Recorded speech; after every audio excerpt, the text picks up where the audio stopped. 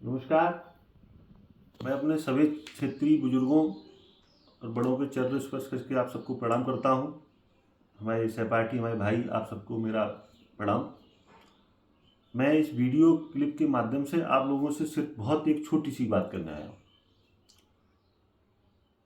दिनांक 9/11/2024 को मेरा करतला चौराहे पे एक जिला पंचायत सदस्य, अपने आप को बताते हैं, वैसे वो है नहीं, यशपाल साक्य जी, एक पंचायत के दौरान एक फल वाले एक बाबा हैं वहाँ पे, उनके साथ उन्होंने बदतमीजी करी, किसी पैसे को ज़मीन को लेने देने में लेके। फल वाले बाबा ने मुझे अपनी तरफ से बुलाया था, मैं वहाँ पंचायत में मौजूद था। वहाँ पे लेने देने की बात को लेके ये उनसे बदतमीजी की बातें कर लें, तेरे पिछवाड़े से हाथ डाल के पैसे निकाल लूँगा, इस टाइप की बहुत में अभद्र भाषा है, वो आप सबको यहाँ वीडियो में नहीं बता सकता। मैं सिर्फ आप सबसे इतना कहना चाहता हूँ कि मैं अगर यादव हूँ तो इसमें कोई गुनाह नहीं है। मैं फख्र से कहता हूँ, पूरे गर्व से, कि मैं यादव हूँ। आप मेरी बिरादरी के प्रति अगर मुझे ऐटा कहोगे मेरे मुंह पे बैठ के, तो मुझे लगता है फिर मुझे भी आपकी बात सुन के, अगर मैं जिंदा हूँ तो मैं फिर अपने आप में मर जाना ही मुझे ज़्यादा अच्छा है। इस आदमी ने मेरे सामने 3 बार ऐटा जैसे शब्दों का इस्तेमाल किया। जो बोला ठाकुरों में बैठते हो तुम, ठाकुरों के घमंडों में हूँ, मैं जानता हूँ मैं ठाकुरों में बैठता हूँ।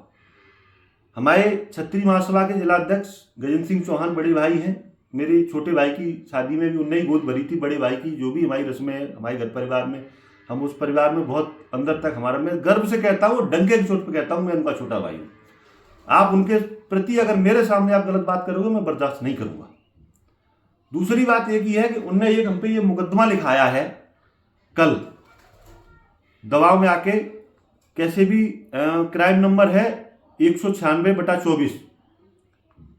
इसमें उनने ये लिखाया है कि मैंने उनके साथ लूट करी है और उनकी पकड़ करने की स्थिति, पकड़ करने की करतला चौराहे से, वह पूरा चौराहा गवाह है। मेरी उनसे मारपीट हुई है, मैं कह रहा हूं, डंके की चोट पे कह रहा हूं, मैंने उसको मारा है। वो अगर मुझे फिर ईटा कहेगा और मेरे सामने किसी साक्य को अगर अपशब्द साक्य को भी बोलेगा, वो बाबा कोरी थे, उनको आप कोरी के आप उस उल्लंघन में, आप मेरे सामने अगर मर्यादा, अगर किसी ऐसी समाज की आप अरे तू बात करोगे, जात बोल समझे, मैं फिर मारूंगा।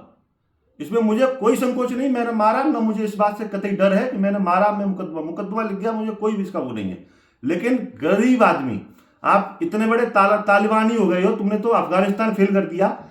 क्षेत्र में कोई लड़का लड़की है, कहीं से कोई भी किसी का चला गया, तुम उसको विद्यालय में 20-20 साल की लड़कियों के बांध के डंडों से पीटते हो। तुम इतने बड़े तालिबानी हो गए हो, तुम इतना करोगे, तुमने पूरे क्षेत्र को नरक बना रखा है।